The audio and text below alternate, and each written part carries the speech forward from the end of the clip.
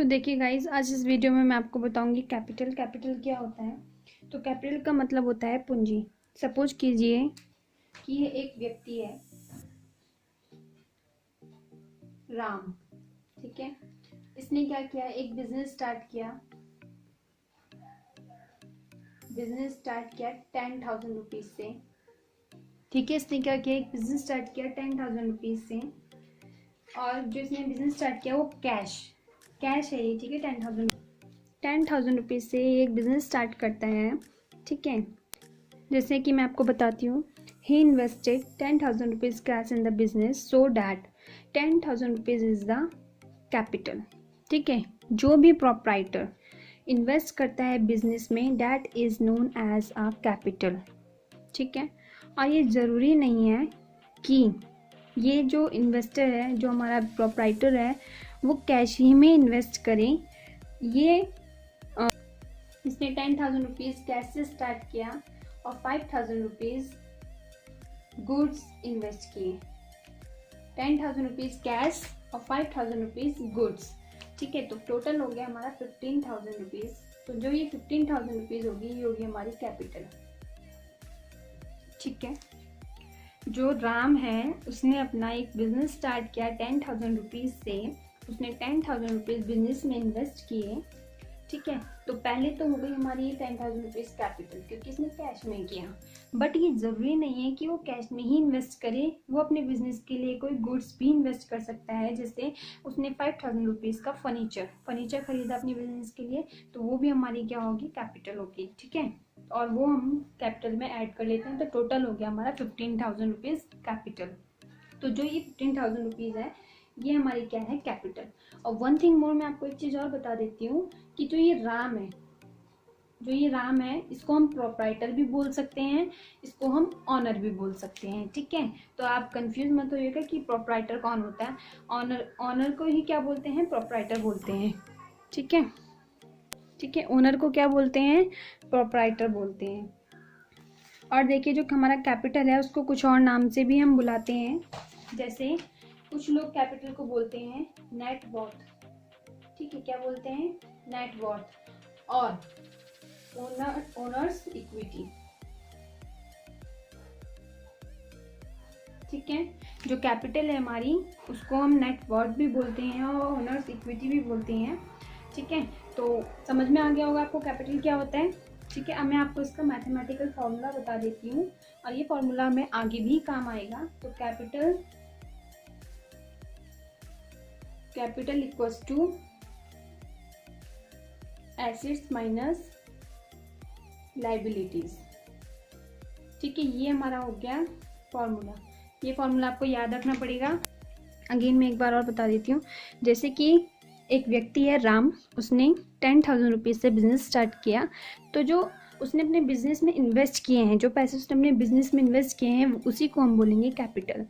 ठीक है, तो और सेकंड बात मैंने आपको बोली कि ये ज़रूरी नहीं है कि वो कैश में ही इन्वेस्ट करे, वो गुड्स भी खरीद सकता है अपने बिजनेस के लिए। तो उसने 5,000 रुपीज़ का जैसे फर्नीचर खरीद लिया, तो वो 5,000 रुपीज़ भी हमारी कैपिटल में ऐड होंगे, और टोटल कैपिटल कितनी हो जाएगी, 15,000 रुपीज़।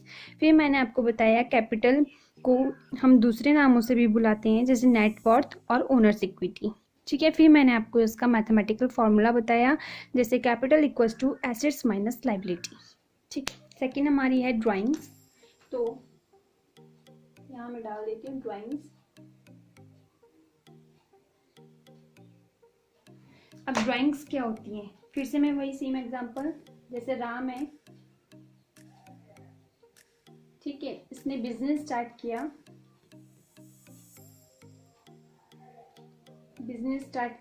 10,000 रुपीज़ से। ठीक है, 10,000 रुपीज़ इसने बिजनेस स्टार्ट किया और 5,000 रुपीज़ के इसने गुड्स इन्वेस्ट किए थे। तो टोटल हमारा हो गया था 15,000 रुपीज़ कैपिटल। 15,000 रुपीज़ क्या होगा, कैपिटल। अब राम ने क्या किया, राम ने अपने पर्सनल यूज़ के लिए इन 15,000 में से 3,000 रुपीज़ निकाल लिए। ठीक है, उसने क्या किया, अपने पर्सनल यूज़ के लिए उसने 3,000 रुपीज़ इसमें से विड्रॉ कर लिए। तो हमारे पास बचा है 12,000 रुपीज़। ठीक है, जो ये 3,000 रुपीज़ राम ने निकाले हैं, इसी को हम बोलते हैं ड्राइंग। ठीक है। इन्हीं 3000 रुपीज़ को हम क्या बोलेंगे, ड्राइंग।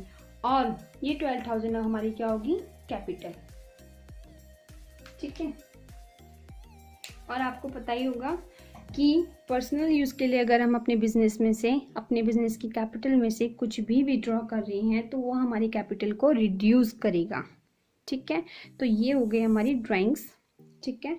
जो भी मनी प्रोप्राइटर अपने पर्सनल यूज़ के लिए बिजनेस में से विड्रॉ करता है उसी को हम बोलते हैं ड्राइंग्स। ठीक है। अब आगे मैं आपको बताती हूँ लायबिलिटी। थर्ड है हमारी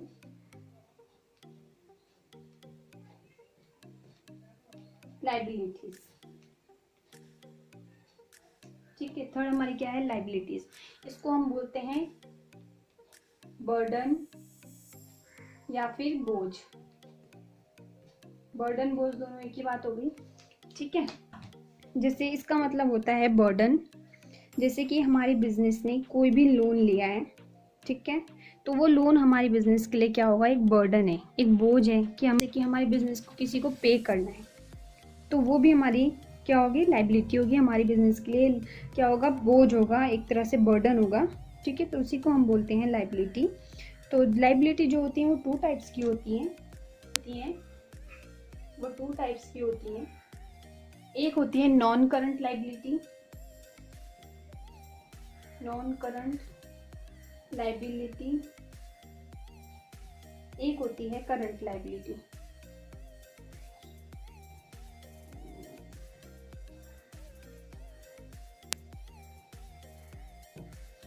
ठीक है।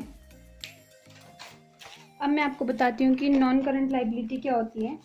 नॉन करंट लायबिलिटी वो होती है, एक ऐसा बर्डन या फिर एक ऐसा अमाउंट होता है जो हमारे बिजनेस को पे करना होता है आफ्टर 1 ईयर। ठीक है। जो भी अमाउंट हमारे बिजनेस को पे करना होता है after 1 year to the outsider is known as non current liability. ठीक है। कोई भी मतलब जैसे कि मैं आपको बताती हूँ, कोई भी अमाउंट, जो भी पैसा हमने लिया है, एक साल के बाद हमको पे करना होता है, उसको हम बोलते हैं नॉन करंट लायबिलिटी।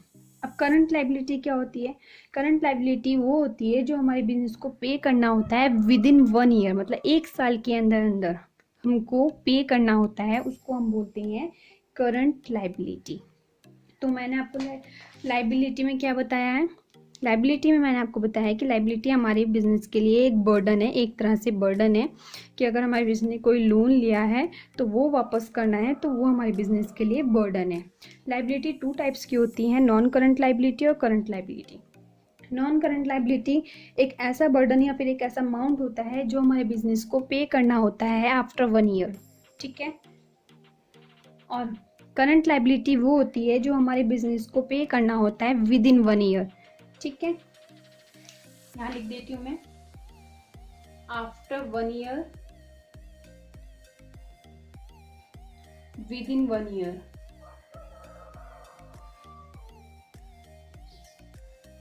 ठीक है। इससे आपको याद रहेगा कि नॉन करंट लायबिलिटी क्या होती है और करंट लायबिलिटी क्या होती है। अब आगे मैं आपको बताती हूँ एसेट्स। तो देखिए, एसेट्स का मतलब होता है इकोनॉमिक रिसोर्स ऑफ बिजनेस। ये ऐसी चीज़ होती है जो बिजनेस को प्रॉफिट अर्न करने में हेल्प करती है। These are basically resources of the business. इनके बिना कोई भी बिजनेस नहीं चल सकता, कोई भी बिजनेस काम नहीं कर सकता। तो ठीक है। और ये एसेट्स कितने टाइप्स के होते हैं मैं आपको बताती हूँ। ये जो एसेट्स होते हैं वो 2 टाइप्स के होते हैं। ठीक है। पहले तो मैं लिख देती हूँ, assets means economic resource of the business. और जो हमारे एसेट्स होते हैं वो 2 टाइप्स के होते हैं। एक होते हैं नॉन करंट एसेट्स, एक होते हैं करंट एसेट्स।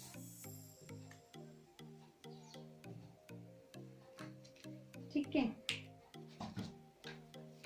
अब नॉन करंट एसेट्स क्या होते हैं, नॉन करंट एसेट्स वो होते हैं जो बिजनेस में हम लोग नॉट फॉर सेल यूज़ करते हैं। जैसे हमारा पर्पस इन्हें रिसेल करने का नहीं होता है। जब हम बिज़नेस स्टार्ट करते हैं, लैंड खरीदते हैं, बिल्डिंग बनाते हैं, फिर उसके लिए फर्नीचर खरीदते हैं, कंप्यूटर्स लगाते हैं, ये वो चीज़ें हैं जो बिज़नेस रन करने के लिए चाहिए होती है और हमारा पर्पस इनको रिसेल करने का नहीं होता। इन्हें हम लॉन्ग टर्म के लिए अपने पास रखना चाहते हैं। ये ऐसे एसेट्स को हम बोलते हैं नॉन करंट एसेट्स। ठीक है, अब है हमारा करंट एसेट्स। करंट एसेट्स क्या होते हैं? करंट एसेट्स वो होते हैं जो जनरली कन्वर्ट हो जाते हैं कैश में, जिन्हें हम बेच सकते हैं। को बताती हूँ नॉन करंट एसेट्स के बारे में। नॉन करंट एसेट्स भी 2 टाइप्स के होते हैं। जो हमारे नॉन करंट एसेट्स होते हैं ये भी 2 टाइप्स के होते हैं। एक होता है फिक्स्ड एसेट्स, एक होता है non current investment. Non current investment.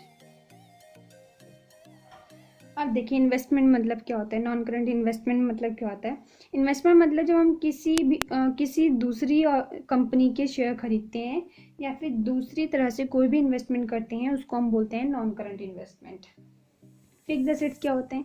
Fixed assets वो होते हैं जो हमारी कंपनी में लॉन्ग टर्म के लिए रहते हैं, जैसे बिल्डिंग, लैंड, इक्विपमेंट, फर्नीचर। ठीक है, इनको हम क्या बोलेंगे? Fixed assets. अब देखिए जो फिक्स्ड एसेट्स होते हैं वो भी 2 टाइप्स के होते हैं। जो हमारे फिक्स्ड एसेट्स हैं ये भी 2 टाइप्स के होते हैं। एक होता है टेंजिबल एसेट्स, दूसरा होता है इंटेंजिबल एसेट्स।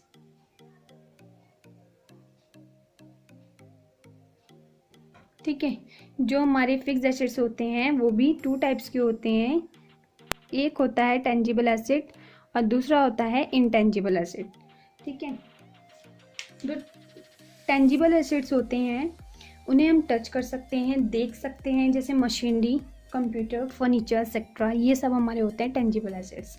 इंटेंजिबल एसेट्स वो होते हैं जिन्हें हम देख नहीं सकते पर कहीं ना कहीं बिजनेस के लिए इकोनॉमिक रिसोर्स होते हैं, जैसे गुडविल या फिर ब्रांड भी हमारे बिजनेस के लिए इकोनॉमिक रिसोर्स हैं। ठीक है, और इन्हीं को हम बोलेंगे इंटेंजिबल एसेट्स।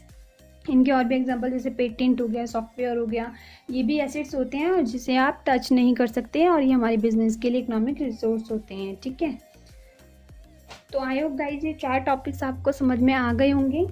ठीक है, अगर आपको ये चारों समझ में आ गए हैं तो प्लीज़ मेरे चैनल को सब्सक्राइब कीजिए, वीडियो को लाइक कीजिए और ज़्यादा से ज़्यादा शेयर कीजिए।